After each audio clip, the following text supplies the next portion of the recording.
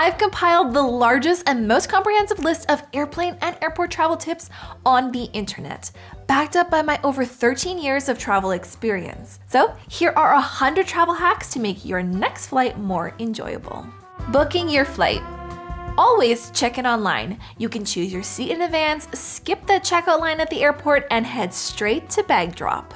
Choose front seats if you have a tight connection or if you're on an overbooked flight. Pick seats in the back for flights with limited overhead space or if you have a large carry-on, since planes board back to front. Choose seats close to the wing if you don't like turbulence and you want a less bumpy ride. On long-haul flights, avoid seats around the washrooms as they tend to become hangout zones. If traveling as a couple, pick the aisle and the window seat. If the plane isn't full, your middle seat isn't very desirable and it may not be chosen by anyone else.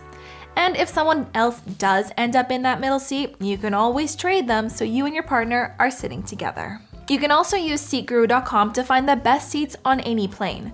Just enter the model of plane you're flying on and you'll see things such as available power outlets and extra legroom. Get a travel credit card to earn rewards such as miles, points, and cash back that can be redeemed for things like flights, hotels, and rental cars. Many travel-specific cards also include travel insurance, such as medical, cancellation, and interruption insurance. This saves you money by not having to purchase those separately. Avoid tight connections. Even if it's a great deal and the flights are super cheap, I don't like connections that are less than an hour and a half.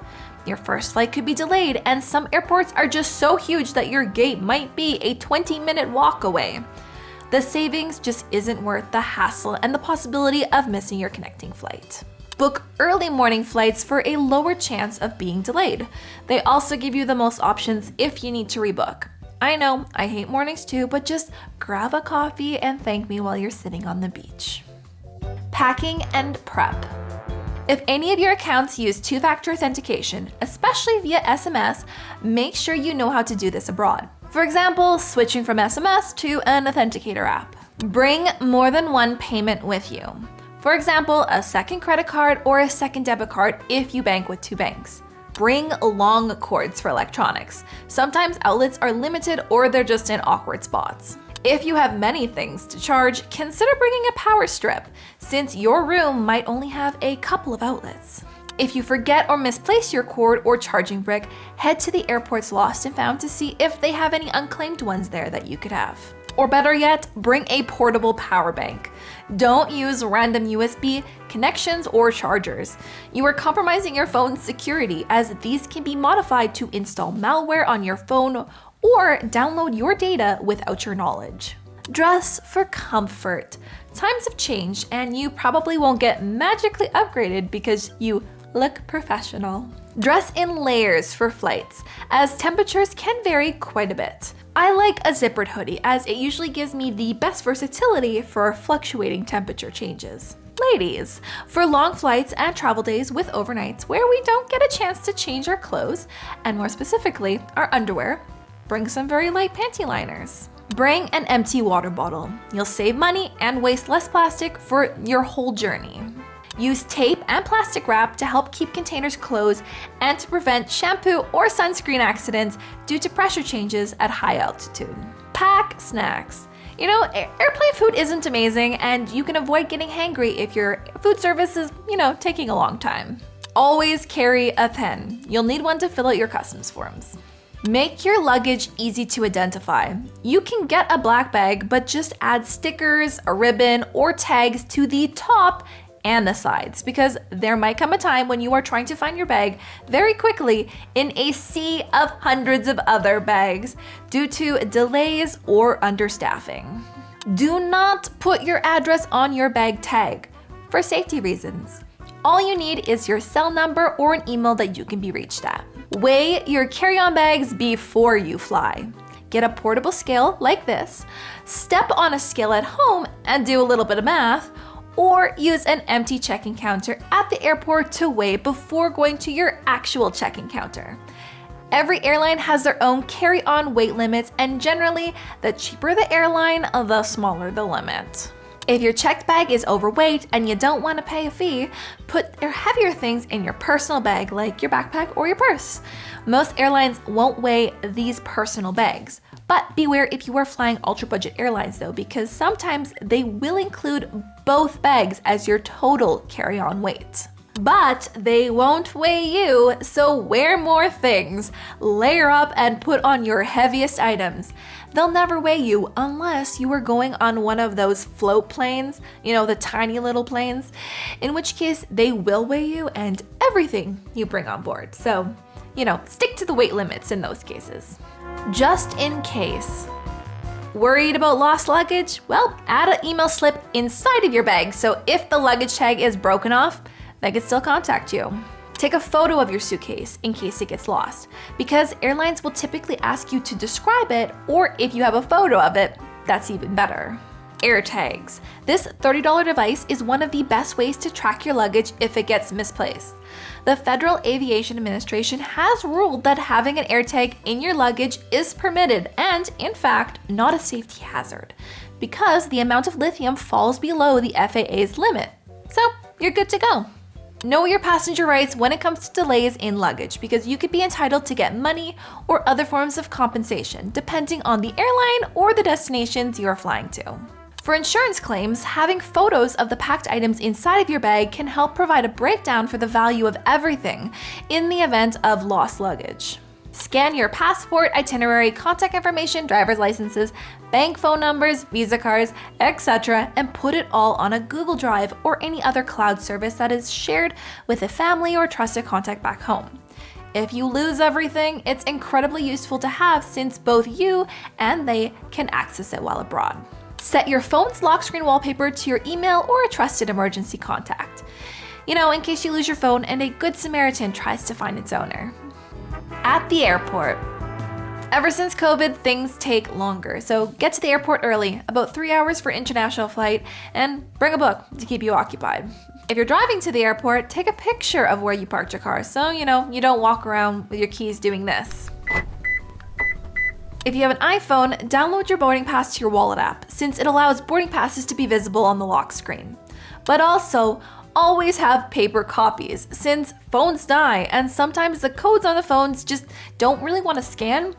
And I also hate giving my phone to customs agents or really any agents. For customs, always have printouts of your departing flights and accommodation confirmations, plus any visa or e-visa documentation if required.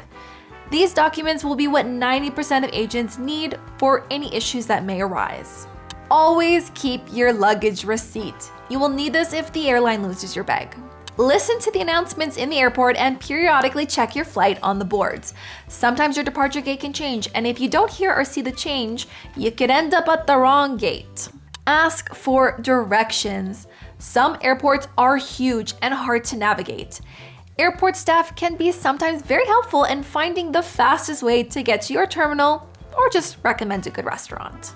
Get lounge access via the many credit cards that offer free or discounted passes to airport lounges. Or pay for access, which is really only worth it if you have a 2+ hour layover and you are going to take advantage of the food and the drink. You can get those at loungepass.com. Get Priority Pass, which is a third-party membership program that provides access to around 1,300 airport lounges globally. If you are connecting to the airport's Wi-Fi, make sure it is the official one. Protect your personal data. If you go to an info kiosk, they'll have the airport Wi-Fi listed, or they usually have it posted around on the walls. Most gate attendants will know this as well. And better yet, always use a VPN to connect to Wi-Fi for even more security or to get around geo-blocked websites. If you're low on space and overweight with your carry-on, buy something small at the airport and get a bag. Place your extra items in that bag, as I've never had an airline agent weigh the shopping bag I've brought on a plane. But really, we all just need to pack less stuff. You'll save yourself so much trouble and money on all your travels. So we're about halfway through, and if you are finding these tips helpful and you want to make sure you don't miss out on any future videos like this, then click that subscribe button and check out my How to Travel ebook, which is over 250 pages of tips and travel hacks just like this video. It covers everything you need to know for planning, booking, and packing, as well as advice for when you're actually on your trip. and right now it's at an all-time low price, so check it out in the link in the video description. Going through security. For liquids, the best thing is to pack them in the airport-provided security liquid bags.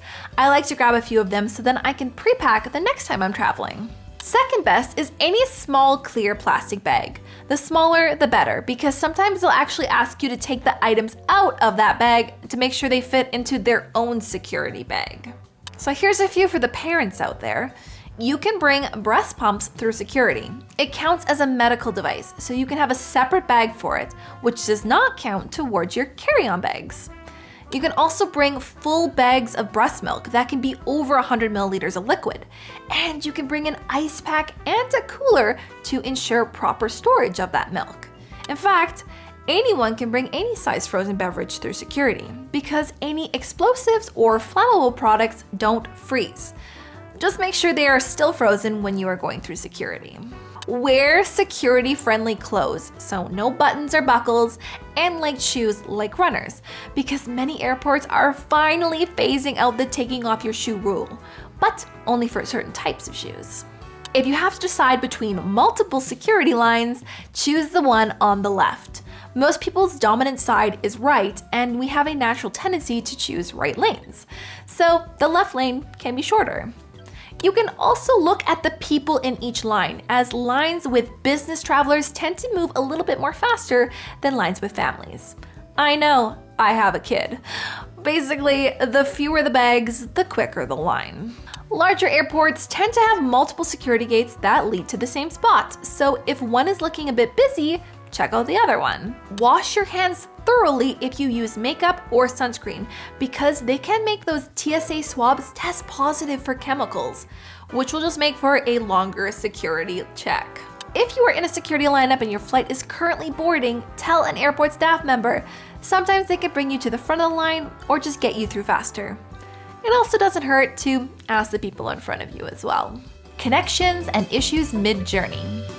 For tight connections, check the backseat pocket for an airport map of your connecting gate, and then snap a picture for reference. Your gate number could also change mid-flight, so don't rely on the number listed on your boarding pass. Always check the airport screen when you arrive at your connecting airport. Or you can ask the flight attendant aboard your flight, as they will have up-to-date information on your connecting flight. And if your connection is really tight and you might not make it to the next flight on time, once you get off the plane, tell the agents at the gate, as they can then call over a buggy and drive you to your next gate. A bit of a warning though, if you do make your next flight this way, chances are that your checked bag might not. True story. You can see real-time flight delay info on flightaware.com. They'll typically show you if your flight was canceled or delayed before the airline sends you a notification. Or just simply type in your flight number into Google and they'll give you not quite as much info, but enough. If your flight gets canceled, immediately get in line for the agent. Then while you're waiting, go on the airline's website, as most have implemented online rebooking systems since COVID. If they don't have it or you just can't find it, then call the airline while you're still waiting in line. Don't take your frustrations out on staff if your plane is delayed or canceled. Take some deep breaths, be patient, and know that there's only so much they can do. You know, they cannot make extra flights appear out of nowhere or put you in seats that are already full. They are doing the best they can, and they'll be more likely to help you if you treat them with kindness and respect. Boarding. If you are flying with a cold or allergies, take decongestants before you board, because the pain in your eardrums from the change of pressure can be excruciating. I know.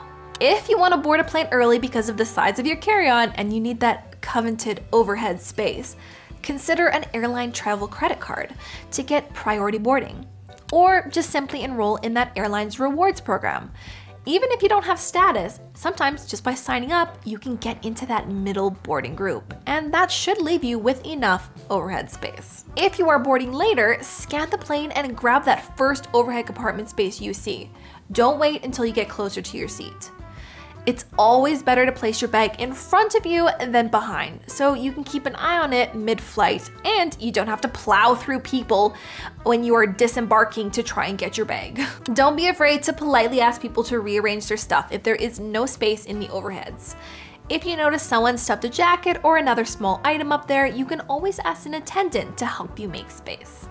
Be courteous to your fellow passengers and put your one carry-on bag overhead and your one personal item below your seat.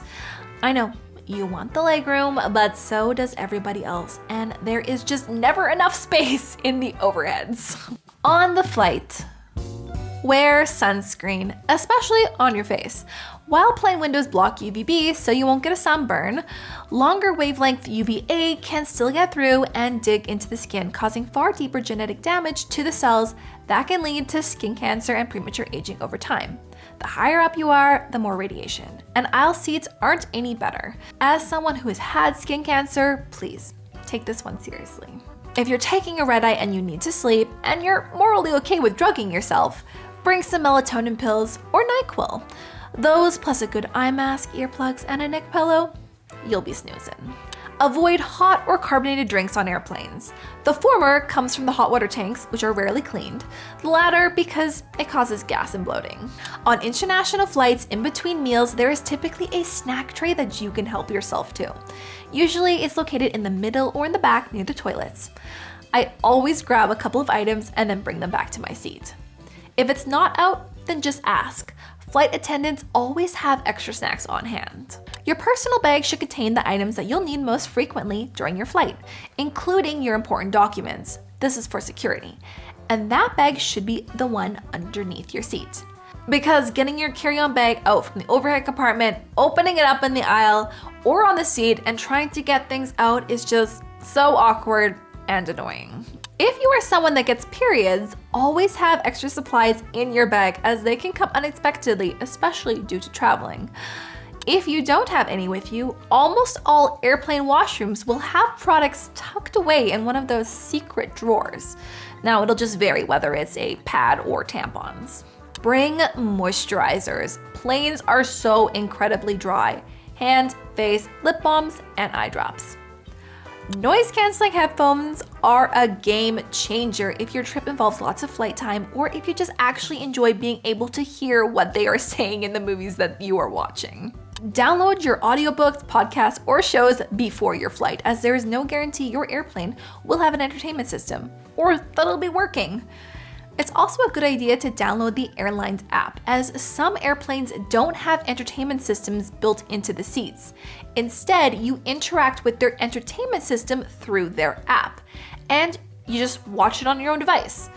Just make sure that you've downloaded the app before you take off. Get a phone or tablet case with a folding stand, or you can just makeshift a holder with a paper bag pinched between your phone case if needed. Bring compression socks.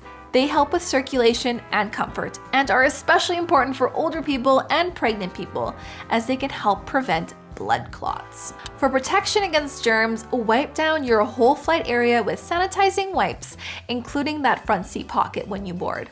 Better yet, avoid that front seat pocket in front of you altogether. I've seen and I've heard of some really gross things that people put in there, and they don't always get cleaned properly. Open your air vents to blow directly in front of you, since most airlines are equipped with HEPA filters for their recirculation, so that is the cleanest air that you will get. It also helps blow away your neighbor's stinky farts. After the flight, never throw your used boarding pass in a public trash can or leave it on the plane, because the barcode on it has your personal information in it that a nefarious character could gain access to. Avoid the currency exchanges at airports and head over to the ATMs for a better rate. For the best rate conversion, always choose to withdraw money in the local currency and not in your home currency. If you want to know if your debit or credit card will work in a foreign ATM, look at the symbols on that ATM. If any match a symbol on your card, then it'll work. To get to your accommodation, the most affordable option is to take public transit away from the airport, and then, if necessary, only grab a cab or rideshare the remaining distance to your accommodation.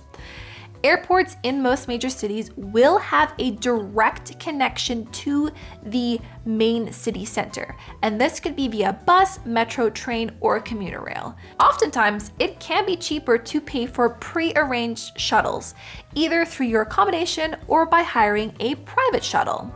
If both of these options are not available and you are planning on using any kind of ride-sharing app, see if you can walk a little ways away from the terminals, as there are usually surcharges involved with airport pickups. The same goes with taxis. Another option, hop on a free airport hotel shuttle. Doesn't really matter which one, as long as they don't require a pre-reservation.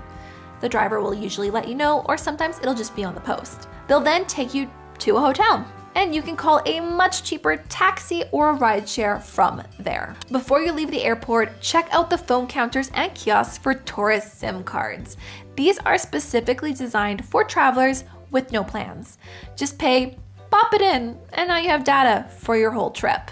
If there are more than one SIM card options, always go with the bigger provider. Or if you are in a more remote area, ask your tour guide or accommodation which provider they'd recommend. Or better yet, if you have a newer phone, look into eSIMs that you can digitally load onto your phone before you go.